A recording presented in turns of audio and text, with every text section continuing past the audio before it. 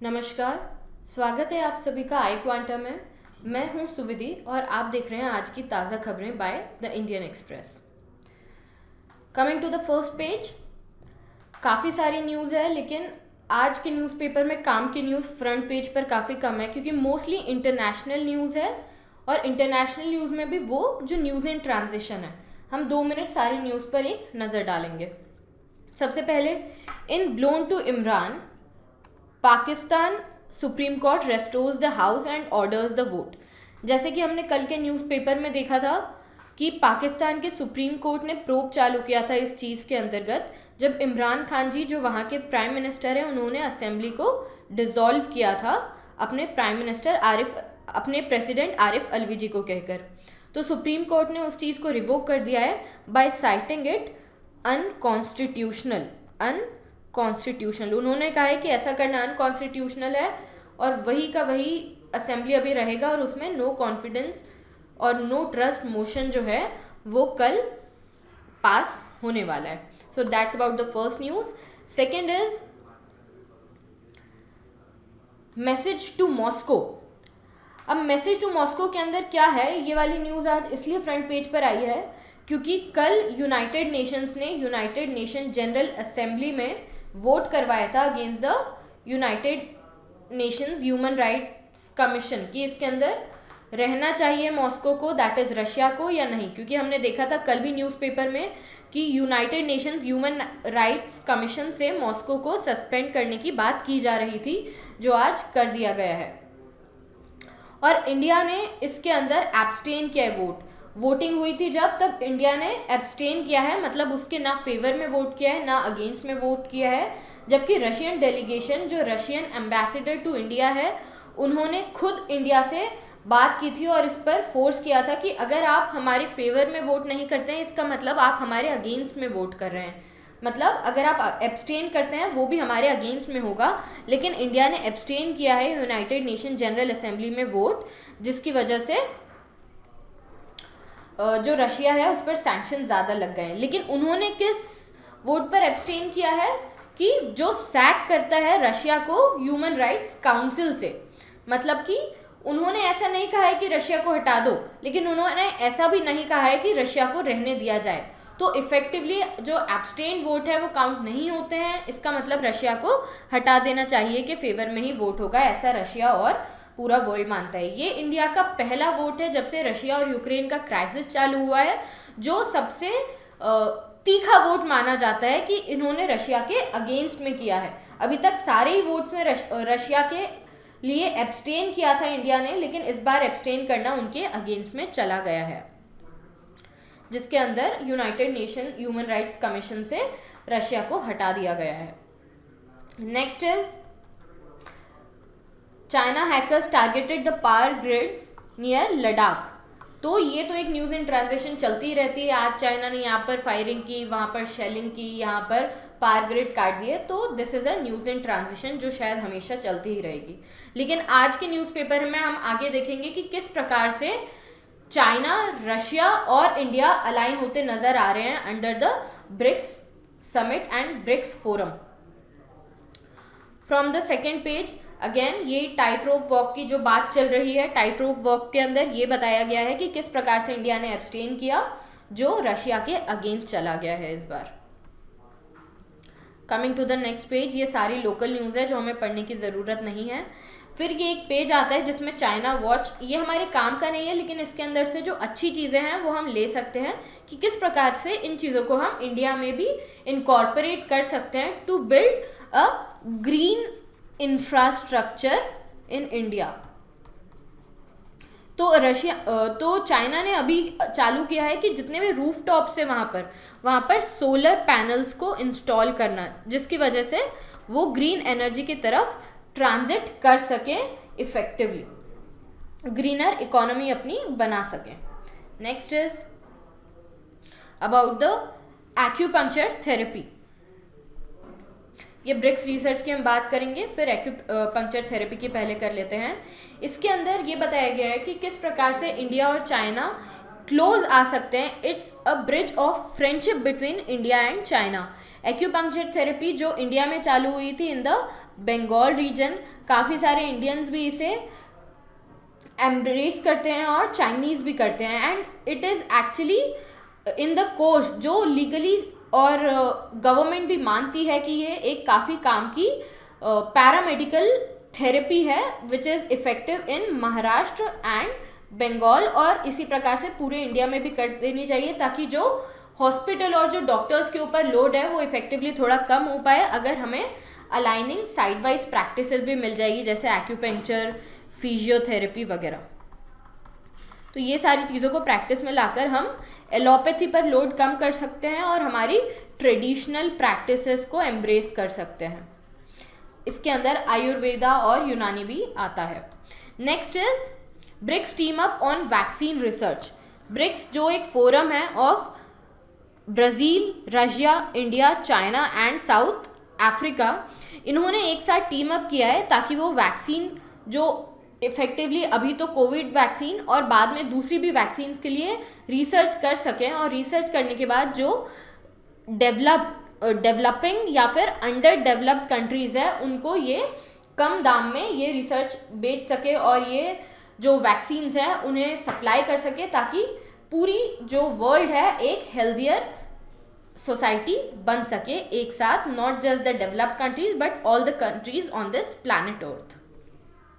Now next is the city news, जिसका इतना काम का नहीं है, लेकिन एक यहाँ पर टर्म थी fewer test behind slightly increase in the cities positivity rate. तो मैं यहाँ पर आपको बताना चाहती थी कि पॉजिटिविटी रेट क्या होता है। तो पॉजिटिविटी रेट जो होता है that is proportion of samples that return positive which is indicative of the spread of infection. मानो कि अगर हमने 100 सैम्पल्स लिए हैं और उसके अंदर से 7 सैंपल किसी भी इन्फेक्शन के लिए, किसी भी वायरस बैक्टीरिया के लिए पॉजिटिव आते हैं, मतलब उस सैंपल के अंदर वो वायरस या वो बैक्टीरिया पाया जाता है, तो पॉजिटिविटी रेट हम 7% उसका कहेंगे। तो ये कहा गया है कि सिटी में किस प्रकार 4 दिनों से 1 से 1.5% पॉजिटिविटी रेट कोविड वायरस का बढ़ गया है। दिल्ली सिटी की बात यहाँ पर की जा रही है। नेक्स्ट इज सब basic news about the city. उसके बाद जो अभी काफ़ी दिनों से डायरेक्टिव चल रहा था और लोकल न्यूज़ बनी हुई थी, काफ़ी हेडलाइंस में थी कि जिस प्रकार से दिल्ली के एक मेयर ने ये कहा था कि आपको सारी मीट शॉप जो है वो बंद कर देनी चाहिए ड्यूरिंग द नवरात्रि फेस्टिवल। तो उसके फेवर और अगेंस्ट में काफ़ी लोग कह रहे थे, अगेंस्ट में लोग ज़्यादा जा रहे थे because it was against the constitutional spirit of right to personal liberties and right to profess their own trade. जो भी चाहते हैं वो वाला ट्रेड हम कर सकते हैं, वो अगर आप बीच में बंद कर दोगे तो उनकी इकोनॉमी भी शट डाउन हो जाएगी, जो भी वो उस प्रैक्टिस के अंदर हैं उतने दिनों के लिए, और जो मोस्टली वीकर सेक्शन से आते हैं तो उन्हें उस टाइम के लिए पैसे नहीं मिल पाएंगे। तो दिल्ली के जो माइनॉरिटी कमीशन है उसके अंदर जो हेड है उन्होंने समन किया है सारे मेयर्स को जिन्होंने भी ये वाली इफेक्टिव स्कीम के बारे में कहा था कि मीट शॉप को बंद कर देना चाहिए कि आपने ऐसा क्यों कहा है। Next is a good scheme, government includes E cycle under its electric vehicle policy. तो जो दिल्ली गवर्नमेंट है उन्होंने काफ़ी सारे इंसेंटिव्स दिए हैं, किस चीज़ पर, कि अगर कोई भी व्यक्ति इलेक्ट्रिक व्हीकल्स जैसे कि इलेक्ट्रिक साइकिल स्पेशली परचेस करता है तो उन्हें 5,000 या 15,000 का डिस्काउंट मिलेगा। अगर वो पर्सनल साइकिल बाय करते हैं for commuting to their work और सम नियर बाय प्लेसेस और wherever they want to go, और 15,000 तक का इंसेंटिव अगर वो जैसे कि स्विगी जोमेटो डिलीवरी बॉयज़ होते हैं वो मोटर बाइक पर आते हैं, आजकल हम सभी उनसे ऑर्डर करते हैं और काफ़ी ज़्यादा पोल्यूशन उस वजह से भी बढ़ रहा है, तो अगर वो भी ई बाईसाइकिल या ई रिक्शा लेते हैं तो उस पर भी 15,000 रुपीज़ तक का इंसेंटिव है, और अपनी पुरानी बाईसाइकिल को बेचने पर भी 3,000 रुपीज़ तक का इंसेंटिव मिल सकता है। Next is NCLT initiates insolvency proceedings against the ATS group firm Ananda divine. अब मैं बताना चाहूँगी कि NCLT क्या होता है। NCLT is a national company law tribunal. इसके अंदर क्या होता है, नेशनल कंपनी लॉ ट्राइब्यूनल क्या करते हैं, it's a quasi judicial authority. Quasi judicial का क्या मतलब होता है कि ऐसा नहीं है कि जुडिशियल बॉडी है, लेकिन ये भी लॉ को इंटरप्रेट कर सकते हैं। मतलब कि इनके जो लॉ होंगे वो आप मानते हैं, मतलब जो इन्होंने इंटरप्रेट किया है वो आप मानते हैं तो अच्छा है, आप कोर्ट ऑफ लॉ में चैलेंज भी कर सकते हैं, लेकिन ये काफ़ी ज़्यादा ऐसी चीज़ होती है जिन्हें लोगों को मानना चाहिए, मतलब इनका काफ़ी वजन होता है इस चीज़ में। तो it's a non judicial body which can interpret law, जैसे कि कोई आर्बिट्रेशन पैनल है या ट्रिब्यूनल बोर्ड है, जैसे नेशनल ग्रीन ट्रिब्यूनल है हमारा। तो नेशनल ग्रीन ट्रिब्यूनल ऐसा नहीं कि आप उनकी बात नहीं मानेंगे तो कुछ इम्पोज हो जाएगा आपके ऊपर फाइन या आपके ऊपर क्रिमिनल प्रोसीडिंग होगी, ऐसा नहीं है। लेकिन ये एक अथॉरिटी बॉडी होती है जिसकी बात आपको मानना काफ़ी ज़्यादा, इट्स काइंड ऑफ प्रेशर कि ये काफ़ी ज़्यादा काम की बात करते हैं और इनकी चीज़ें मानना बाइंडिंग होता है। कभी कभी ये गवर्नमेंट भी फिर इसके फेवर में होती है और फिर कहती है कि आपको ये मानना ही पड़ेगा, लेकिन आप ऐसा नहीं है कि इसके अगेंस्ट अगर आप ये बात नहीं मानेंगे तो आपके ऊपर कोई क्रिमिनल लॉ लग जाएगा। और NCLT एक क्वाज़ी जुडिशियल अथॉरिटी है which is incorporated for dealing with corporate disputes that are of civic nature arising under the Companies act.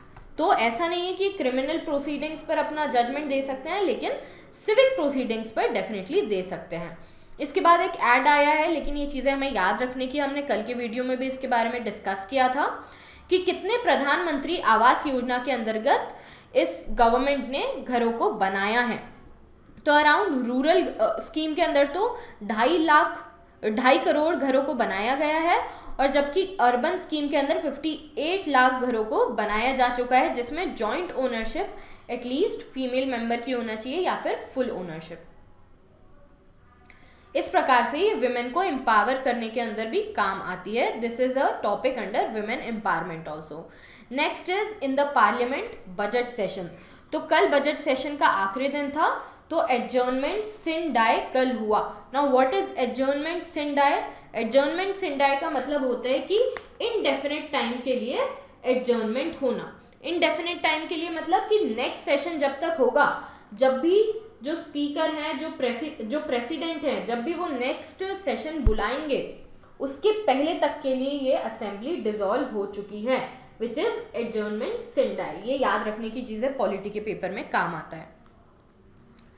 अब उसके बाद उन्होंने बताया कि इस प्रकार से ये जो बजट सेशन था वो कितना ज़्यादा इफेक्टिव था। जो लास्ट स्पीच होती है of the head of the house, उनमें बताया जो लोकसभा में स्पीकर हैं ओम बिरला जी, और राज्यसभा के जो चेयरमैन हैं हमारे vice president M Venkaiah Naidu ji, उन्होंने अपनी स्पीचेस में बताया। नायडू जी की स्पीच तो हो भी नहीं पाई क्योंकि काफ़ी ज़्यादा रकूज थे राज्यसभा में in the opposition of this criminal bill, जबकि लोकसभा में उन्होंने बताया कितना इफेक्टिव था। इस बार काफ़ी सारे बिल्स पास हुए जिनमें टोटल पास्ड बिल 11 थे। 13 बिल लोकसभा में लाए गए थे, एक बिल राज्यसभा में लाया गया था, लेकिन दोनों हाउस से पास होने वाले बिल के नंबर थी 11, जिनमें क्रिमिनल प्रोसीजर बिल भी था जो पास हुआ है, और Delhi municipal corporation amendment bill भी था जो पास हुआ है। क्रिमिनल प्रोसीजर बिल की बात तो हम काफ़ी टाइम से कर ही रहे हैं, जबकि Delhi municipal corporation amendment bill की बात मैं आपको कुछ बता देती हूँ। इसके अंदर क्या हुआ है कि जो दिल्ली म्यूनिसिपल कॉरपोरेशन था उसके अंदर 3 अलग अलग कॉरपोरेशन था, जैसे कि south Delhi municipal corporation, north Delhi और ईस्ट दिल्ली। इन तीनों को मिलाकर म्यूनिसिपल कॉरपोरेशन ऑफ दिल्ली बना दिया गया है, और ये अमित शाह जी ने लाया गया था in the Rajya Sabha. Next is Lok Sabha speaker says one nation one legislative platform bye 2023। तो बेसिकली प्रधानमंत्री मोदी जी ने ये अनाउंस किया था कुछ समय पहले अपनी एक स्पीच में, जो लोकसभा स्पीकर ओम बिरला जी ने अपनी कंक्लूडिंग वर्ड्स में बोला कि हम 2023 तक one nation one legislative platform लाने वाले हैं। इसके अंदर क्या है कि जो जितनी भी स्पीकर्स जितनी भी प्रोसीडिंग्स होती है लोकसभा की, राज्यसभा की, स्टेट लेजिस्लेटिव काउंसिल की, उन सभी को एक प्लेटफॉर्म पर लाने की बात रखी गई है। और ये इसलिए रखी गई है ताकि लोग ज़्यादा से ज़्यादा अवेयर हों कि उनके देश में जिनको लीडर्स को उन्होंने डेमोक्रेटिकली इलेक्ट किया है वो क्या कर रहे हैं, क्या नहीं कर रहे हैं, और लोग उसके बारे में ज़्यादा से ज़्यादा जान पाएँ। और इस प्रकार से सारी चीज़ों को एक प्लेटफॉर्म पे लाएंगे तो टेक्नोलॉजी बूस्ट भी होगा और सारी चीज़ें ज़्यादा अलाइन रहेगी। तो ये काफ़ी काम की और प्रोग्रेसिव स्टेप है। Next is CAG report on ordinance factories report 584 mishap from 2014 to 2019। तो CAG ने जो अभी काफ़ी सारी रिपोर्ट्स टेबल की है in this new financial year, उन्होंने उसमें से एक ऑर्डिनेंस फैक्ट्री की रिपोर्ट भी थी जिन्होंने बताया है कि किस प्रकार से द अंडर परफॉर्मिंग एम्यूनिशन से जो अच्छे से क्वालिटी के बिल्ड नहीं हुए थे उनकी वजह से कितने सारे यहाँ पर अलग अलग इश्यूज और इंसिडेंट्स एक्सीडेंट्स हुए हैं। Next is ED questions Omar in J&K bank case, NC says targeting opposition. तो नेशनल कॉन्फ्रेंस के ये जो एक हेड हैं उमर अब्दुल्ला जी, इनके अगेंस्ट केस चल रहा है मनी लॉन्ड्रिंग का in the J&K bank operations. तो उसके बारे में एक न्यूज़ इन ट्रांजिशन है, पॉलिटिकल न्यूज़ है, हमें ज़्यादा डिटेल में जानने की ज़रूरत नहीं है, लेकिन मैं सिर्फ ये किस रिस्पेक्ट में है तो मनी लॉन्ड्रिंग के रिस्पेक्ट में है ये बताना चाहती थी। नेक्स्ट कम्स, ये एक इन्वायरमेंट एंड इकोलॉजी के हिसाब से काफ़ी अच्छी न्यूज़ है जो हमें याद रखनी चाहिए कि forest fires frequency intensity up in 2 decades a study says. तो कहने का यहाँ पर ये मतलब है कि जो एक नई रिपोर्ट आई है by the council on environment energy and water, उन्होंने ये कहा है कि ऑलमोस्ट 10-fold इंक्रीज हो चुका है फॉरेस्ट फायर में इन पास्ट 2 decades और 20 years। इसको हमें मिटिगेट करने की बहुत ज़्यादा ज़रूरत है।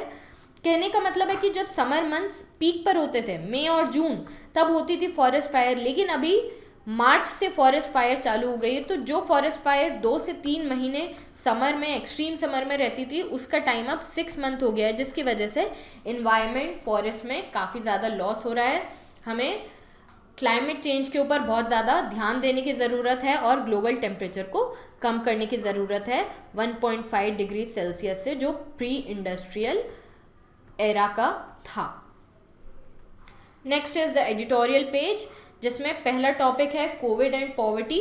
कोविड एंड पॉवर्टी एक ऐसा इसके अंदर लिखा हुआ है कि जिस प्रकार आजकल सारी न्यूज़ आ रही है कि कोविड की बाद से पॉवर्टी बहुत ज़्यादा बढ़ गई है, सारे न्यूज़ आर्टिकल्स यही बता रहे हैं, न्यूज़ चैनल्स ये बता रहे हैं, लेकिन इस न्यूज़ में कहा गया है कि पॉवर्टी इतनी भी नहीं बढ़ी है और प्री पैंडमिक लेवल के हिसाब से ही एक्सट्रीम पॉवर्टी है, बहुत ज़्यादा बढ़ी नहीं है। इनफैक्ट वेजेस जो है बहुत ज़्यादा बढ़ गई है। तो अब ये जो टॉपिक है आगे चलने वाला है, आज ये पहला टॉपिक था, बहुत ज़्यादा इस पर क्लैरिटी नहीं है, लेकिन ये एक न्यूज़ इन ट्रांजिशन बनेगी in the upcoming days. Next is, ये एक काफ़ी अच्छा टॉपिक है, BRICS for a new order. It is written by Soumyakanti Ghosh and Bikramjit Chaudhary. Soumyakanti Ghosh जो हैं चीफ इकोनॉमिक एडवाइज़र भी हैं स्टेट बैंक ऑफ इंडिया के। इनकी बात काफ़ी ज़्यादा मायने रखती है। ये कहते हैं कि जिस प्रकार से पहले रशिया और चाइना थे, फिर इंडिया आए, ब्राज़ील आया, फिर उसके बाद साउथ अफ्रीका आया, तो इन्होंने एक न्यू वर्ल्ड ऑर्डर बना दिया और एक न्यू कम्युनिटी बनाई ब्रिक्स के नाम से, जिन्होंने इस पूरी ब्रिक्स कम्युनिटी ने इकोनॉमिक स्टेबिलिटी पर ध्यान दिया और अपने लिए एक BRICS bank, BRICS development bank भी बनाया, जो एक $100 बिलियन का रिजर्व है। अब ये कहा जाता है कि जिस प्रकार से वेस्ट वर्ल्ड जाता था कि पूरा इकोनॉमी, पूरी वर्ल्ड की इकोनॉमी उन पर डिपेंड करे, जो डेवलपिंग और अंडर डेवलप्ड कंट्रीज़ है वो उनके पास आए बार बार IMF, वर्ल्ड बैंक से लोन लेने अगर कभी भी ज़रूरत हो। तो ब्रिक्स ने अपना एक नया ऑर्डर बना लिया है, जिसमें ये जो अंडर डेवलप्ड और डेवलपिंग कंट्रीज़ है उनके पास एक चॉइस होगी कि वो कहाँ जाना चाहते हैं लोन लेने के लिए। उनके पास इतना दबाव नहीं होगा कि वो बहुत सारे सैंक्शंस इनके देखें और उसी के तहत काम करें। अब इसके अंदर उन्होंने बताया है कि जिस प्रकार से पहले कॉलोनियलिज्म था और उस वजह से कॉलोनियलिज्म के बाद अब ये न्यू एरा ऑफ कॉलोनियलिज्म चालू हो गया है, जिसमें वेस्टर्न वर्ल्ड फिर से एक यूनिपोलर वर्ल्ड चाहता है जिसके अंदर सुप्रीमेसी उन्हीं की हो। लेकिन ये ब्रिक्स बहुत अच्छा प्लेटफॉर्म होगा इसके लिए, जो एक बायपोलर या मल्टीपोलर वर्ल्ड का एस्टैब्लिशमेंट करेगा। और after the Russia Ukraine war ये काफ़ी ज़्यादा और हाईलाइट होने वाला है, क्योंकि अब एक मल्टीपोलर वर्ल्ड बनेगा, क्योंकि रशिया, चाइना और इंडिया अगर साथ में आते हैं और ये एक नया, एक और बड़ा सा प्लेटफॉर्म क्रिएट करेंगे, तो वर्ल्ड जो होगा उन्हें डिपेंडेंट नहीं होना पड़ेगा सिर्फ वेस्ट और यूरोप के ऊपर। दूसरी चीज़ इसके अंदर आती है कि इकोनॉमिक डेवलपमेंट के साथ अगर ये दूसरा पूरा एशिया में भी डेवलपमेंट करते हैं, दूसरी कंट्रीज़ में भी डेवलपमेंट करते हैं, तो ये पूरे वर्ल्ड के लिए एक और बड़ा चांस होगा कि किस प्रकार से जल्दी डेवलपमेंट किया जाए। और दूसरी चीज़ ये भी रहेगी कि ऐसा नहीं कि बहुत छोटा सा फोरम है, काफ़ी बड़ा है, क्योंकि ऑलमोस्ट 22% ऑफ ग्लोबल जीडीपी और 16% ऑफ ग्लोबल एक्सपोर्ट्स सिर्फ इन 3 देश जैसे कि रशिया, चाइना और इंडिया से आते हैं। तो ये एक बड़ा सा प्लेटफॉर्म होगा। और क्योंकि वेस्ट वर्ल्ड है तो वो पहले कॉलोनियलिज्म करते थे, अब डेमोक्रेसी के नाम पर सब पर वो फोर्स करना चाहते हैं, जबकि जो ईस्टर्न वर्ल्ड की कंट्रीज़ है मैक्सिमम वो कम्युनिस्टिक आइडिया पर चलती है, जैसे कि सोशलिज्म वाले पर। तो ऐसा नहीं है कि डेमोक्रेसी ऑफ कोर्स वो बेस्ट चीज़ है, लेकिन साथ में अगर आप सोशलिज्म डालना चाहते हैं rather than capitalism for developing and under developed world, तो in my and in the editor's view this is more important for the developing countries to come up and come at par with the developed countries. Next article is fragility of the strong. यह article है regarding Ukraine and Russian conflict. जिस प्रकार से इसमें author Raja Mohan Gandhi बताना चाहते हैं जिस प्रकार से रशिया ने अंडर एस्टिमेट किया था यूक्रेन के पावर को कि एक छोटा सा कंट्री है, अभी बो डाउन कर देगा हमारे आगे, और ख़ुद की मिलिट्री स्ट्रेंथ को कुछ ज़्यादा ही ओवर एस्टिमेट कर लिया था, और बाकी यूक्रेन के जो पीपल की स्ट्रेंथ है कि उन्हें काफ़ी ज़्यादा अंडर एस्टिमेट कर लिया था, उसका काफ़ी ज़्यादा बड़ा हर्जाना भुगतना पड़ रहा है रशिया को। तो उसके बारे में थोड़ा सा बताया है, बहुत ज़्यादा डिटेल या कुछ डेटा नहीं है, बस यही बताया गया है कि किस प्रकार से अपनी चीज़ों को नॉर्मल एस्टिमेट जो जितना है उतना करना चाहिए। अगर ओवर एस्टिमेट करोगे और दूसरों की चीज़ों को मतलब बिना डेटा के काम करोगे तो किस प्रकार से ये चीज़ बहुत भारी पड़ सकती है एक कंट्री को, और जिसका भुगतान रशिया को इकोनॉमिकली तो करना ही पड़ रहा है, साथ ही साथ इसका सबसे बड़ा इम्पैक्ट रशियन पॉपुलेशन के ऊपर जा रहा है, जिन्हें काफ़ी ज़्यादा अपनी जान माल से इसकी हानि हो रही है। Next is Hinduism and governance. इसके अंदर ऑथर बताना चाहते हैं कि if properly leverage the convergence promises both a much needed broad based dharmic ethical revival and end to reactionary forces in our culture and polity. इस आर्टिकल के अंदर बस ये बताया गया है कि किस प्रकार से अगर हम रिलीजन को ऊपर रखेंगे तो वो देश के लिए घातक हो सकता है, और किस प्रकार से ऐसा नहीं है कि जनता ये चाहती है, हर 10 में से हो सकता है एक व्यक्ति ये चाहता हो, लेकिन 9 व्यक्ति ये बात नहीं चाहते हैं कि रिलीजन के ऊपर उनके देश में झगड़े हो। लोग यही चाहते हैं कि एम्प्लॉयमेंट बढ़े, स्टैंडर्ड ऑफ लिविंग बढ़े, कॉस्ट ऑफ लिविंग कम हो और देश की तरक्की हो। तो politician should also run their politics in this regard rather than fighting on the religious background for their vote bank. Next is guilty until proved innocent. इस article के अंदर एडिटर्स ये कहना चाहते हैं जिस प्रकार से क्रिमिनल प्रोसीजर बिल जो अभी पास हुआ है लोकसभा और राज्यसभा में, जिसमें कहा गया है कि अगर कोई भी व्यक्ति अगर जिसे कन्विक्ट किया जाता है, जिसे लेकर आया जाता है टू द पुलिस स्टेशन, अगर उसके ऊपर कोई चार्जेस नहीं होते हैं, सिर्फ पूछताछ के लिए, अगर उसके अंदर भी उनके सारे मेजरमेंट्स बायोमेट्रिक्स लिए जाएंगे और उसे 75 ईयर्स तक रखा जाएगा, तो ये कितना ज़्यादा बड़ा डिज़ास्टर है उस व्यक्ति के लिए। इट्स लाइक जैसे पहले एक कुछ कम्युनिटीज़ के साथ होता था जिन्हें हैबिचुअल ऑफेंडर्स ही मान लिया जाता था, एक प्रकार के ट्राइब थे, तो अगर कोई भी गलती होती थी तो पुलिस सबसे पहले उनके पास जाती थी, मारपीट करती थी, जेल में बंद कर देती थी विदाउट इवन नोइंग उन्होंने कुछ किया है या नहीं। वैसे ही इन लोगों के साथ भी हो जाएगा कि कुछ हुआ नहीं कि सबसे पहले पुलिस इनके पास जाएगी कि नहीं आपने किया है, आप चलिए जेल के अंदर। दूसरा, पुलिस के पास बहुत ज़्यादा इसकी वजह से पावर्स आ जाएंगे जिसकी वजह से मिसयूज़ हो सकता है, और जो चीज़ एक स्टेट की थी, एक स्टेट मैटर था, अब अगर वो नेशनल डेटाबेस बनेगा तो वो एक व्यक्ति पूरा नेशनल ऑफेंडर की तरह देखा जाएगा। पूरे देश के अंदर उसके डेटा होंगे, बायोमेट्रिक्स होंगे, जिनका बहुत गलत इस्तेमाल किया जा सकता है अगर ये एन्क्रिप्शन नहीं होता है तो, जिसके बारे में हमने कल भी बात की थी कि ठीक है अगर ये बिल है लेकिन एन्क्रिप्शन होना बहुत ज़्यादा ज़रूरी है। ये मेरा पर्सनल ओपिनियन था। और दूसरी चीज़ कि पर्सनल लिबर्टी को जो ये हनन कर रही है कि अगर कोई आप क्राइम के लिए प्रूवन गिल्टी भी नहीं हुए हैं, उसके पहले आपको क्रिमिनल की तरह आपके बायोमेट्रिक्स लिए जा रहे हैं, तो व्यक्ति के मेंटल स्टेट पे भी बहुत बुरा इस पर असर पड़ता है। Next is a festival of inclusion. इसके अंदर ऑथर कहती हैं कि जिस प्रकार से स्पेशली एबल्ड चाइल्ड होते हैं या ऐसे बच्चे होते हैं जो इंटेलेक्चुअली डिप्राइव्ड होते हैं या डिसेबिलिटी होती है जिनमें, मतलब जो बहुत अच्छे से, जिनका इंटेलिजेंट कोशेंट नॉर्मल लोगों की तरह नहीं होता है, बिलो एवरेज होता है, बिलो पार होता है, उन्हें स्पेशली एबल्ड, उन्हें डिसेबल्ड फील कराने की जगह हमें स्पेशली एबल्ड फील कराने की ज़रूरत है। ऐसा नहीं है कि अगर वो कुछ नहीं कर पा रहे हैं आपने उन्हें सिर्फ, ये एक अच्छी चीज़ है कि आप उन्हें अलग से कोटा दे रहे हैं, लेकिन साथ में आपको उन्हें छोटी नज़रों से या बुरी नज़रों से देखने की ज़रूरत नहीं होती। और स्पोर्ट्स इसके लिए बहुत अच्छा मीडियम होता है, आपको अपनी फुल ब्लोन कैपेसिटी दिखाने का मौका मिलता है स्पोर्ट्स में। अगर आप सिर्फ एजुकेशन की बात कर रहे हैं तो वो एक सिंगल पर्सपेक्टिव हो गया, लेकिन स्पोर्ट्स एक ओवरऑल थिंग है, it's a thing of harmony rather than competition.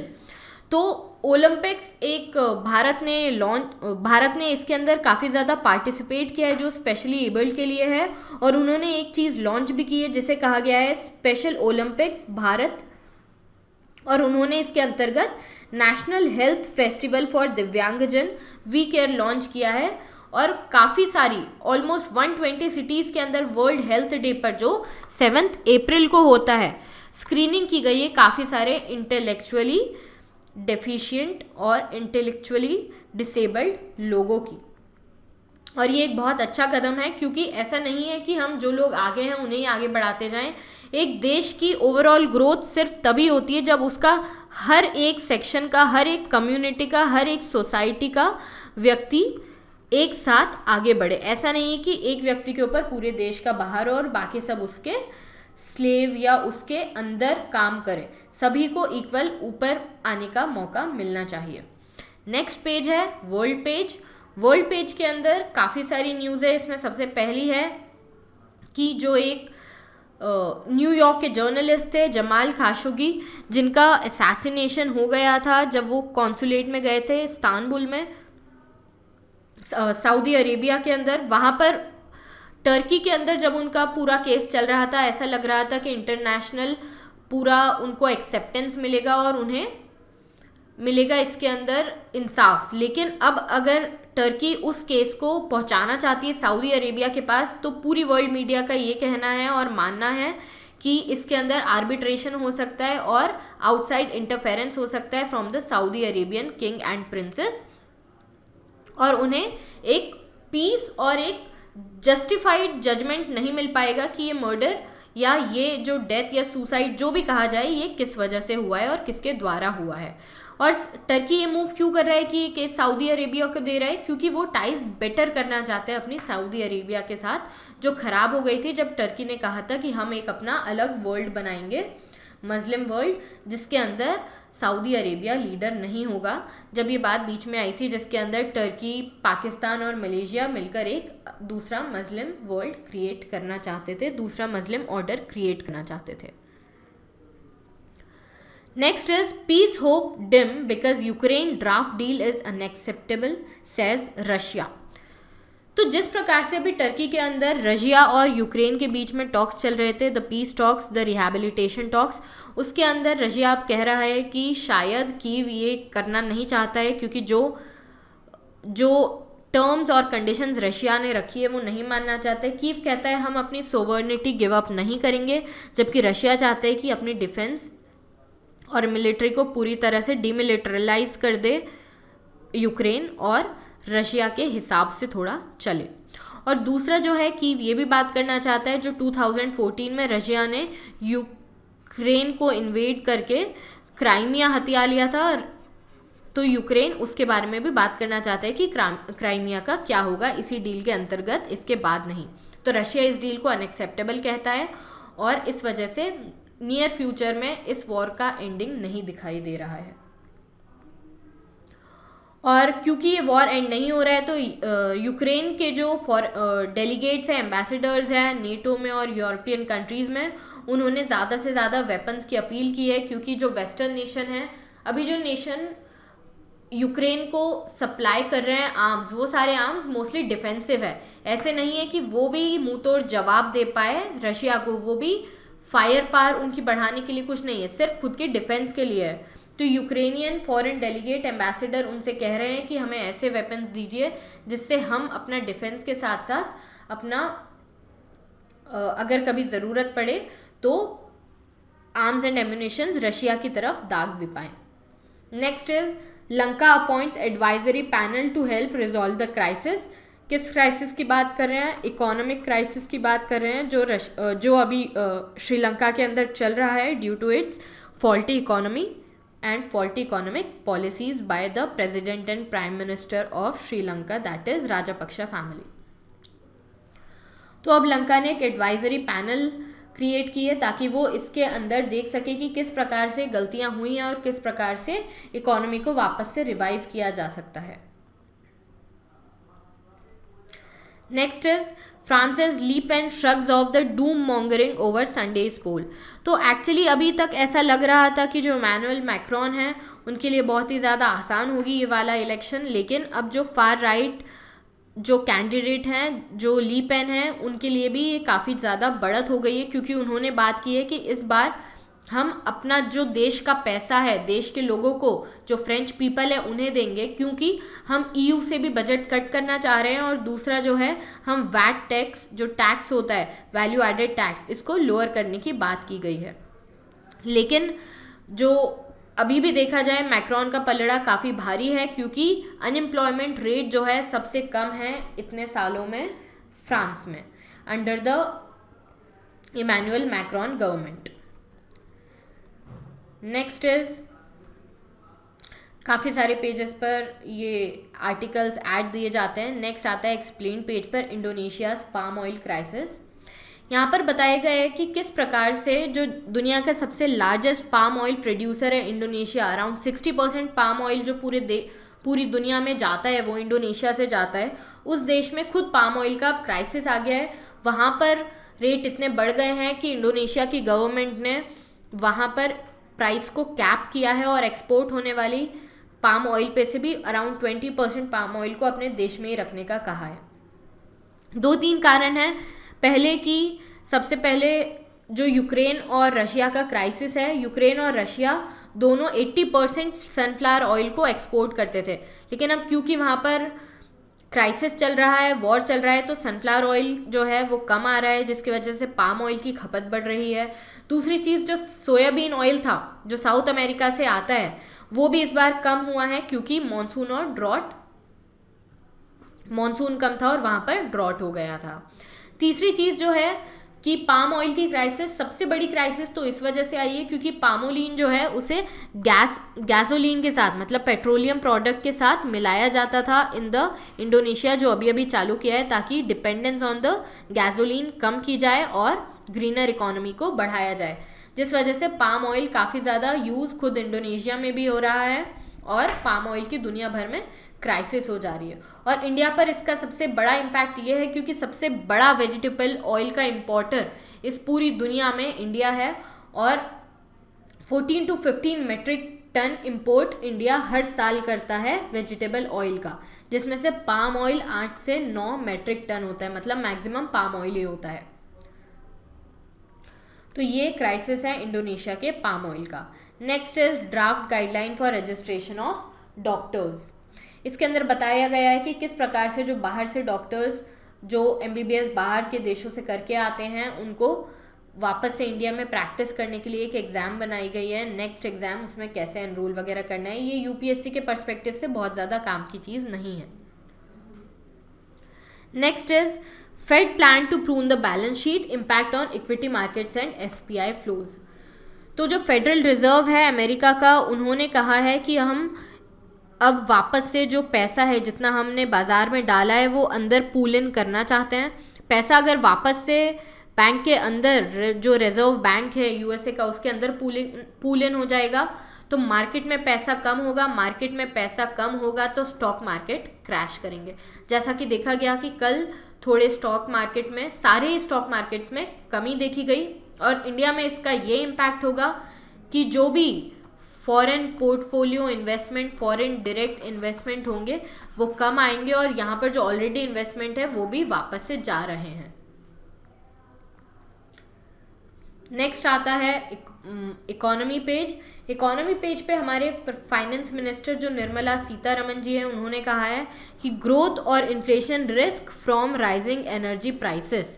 जो रशिया और यूक्रेन का क्राइसिस है, जिस वजह से ऑयल के प्राइसेस बहुत ज़्यादा बढ़ गए हैं, काफ़ी सालों में सबसे ज़्यादा अराउंड $135-136 पर बैरल प्राइस हो गए हैं, उस वजह से इन्फ्लेशन बहुत ज़्यादा बढ़ रहा है। इन्फ्लेशन बढ़ने की वजह से जो हमारा प्लान है गति शक्ति का, उस गति शक्ति प्लान के अंदर भी कमी आ गई है। अब गति शक्ति प्लान क्या होता है? गति शक्ति प्लान नेशनल मास्टर प्लान है for multi modal connectivity. Multi modal connectivity मतलब हमारे जो गवर्नमेंट है, ये वाली गवर्नमेंट ने एक प्लान बनाया था जिससे रेलवेज, रोडवेज और बाकी की दूसरी मिनिस्ट्रीज़ को भी एक साथ, ऑलमोस्ट 16 मिनिस्ट्रीज़ को एक साथ कनेक्ट करने की बात की गई थी, ताकि जो छोटे और नए नए बिजनेसेस हैं उन्हें ग्रो करने में बहुत जल्दी और बहुत तेज़ी ग्रो कर पाएँ, क्योंकि उन्हें अलग अलग मिनिस्ट्रीज़ पर जाने की ज़रूरत नहीं है, एक ही पोर्टल पर वो सारे काम कर सकते हैं। लेकिन उसमें अब दिक्कत आ रही है, क्योंकि जो मेजर कनेक्टिविटी इशू है वो आ रहा है, क्योंकि ऑयल के प्राइसेस हाइक हो गए हैं। इसकी वजह से जो परचेसिंग मैनेजर इंडेक्स, जो PMI इंडेक्स होता है, PMI इंडेक्स क्या होता है? It is a measure of prevailing direction of economic trends in the manufacturing industry. तो जो मैन्युफैक्चरिंग इंडस्ट्री पे हम बूस्ट करना चाह रहे थे अंडर द आत्मनिर्भर भारत, उसके अंदर भी कमी देखी गई है, क्योंकि इंफ्रास्ट्रक्चर और ट्रांसपोर्ट के प्राइसेस बढ़ गए हैं। नेक्स्ट आता है कि एक छोटा सा आर्टिकल है फॉर अनअकैडमी, जो एक नया स्टार्टअप था जिनकी अभी काफ़ी वैल्यूएशन हो गई है, लेकिन उन्होंने अराउंड 600 एम्प्लॉयज़ को कट ऑफ कर दिया है, क्योंकि उनका एक K-12 बिजनेस जो था, दैट इज़ KG to 12, उनको उन्होंने पूरी तरह से बंद कर दिया है। Next is CBDC launch in calibrated nuanced manner. तो रिजर्व बैंक ऑफ इंडिया ने जो सेंट्रल बैंक डिजिटल करेंसी है उसके बारे में ये बात कही है। जो रिजर्व बैंक के गवर्नर है उन्होंने कहा है कि CBDC जो है वो ब्रिंग डाउन करेगा क्रॉस बॉर्डर ट्रांजैक्शन टाइम। कैसे करेगा? CBDC इस सारी चीज़ों को डिजिटल ले आएगा, और जो स्विफ्ट पेमेंट सिस्टम है उसके साथ साथ ये ब्लॉकचेन टेक्नोलॉजी का भी यूज़ करेगा।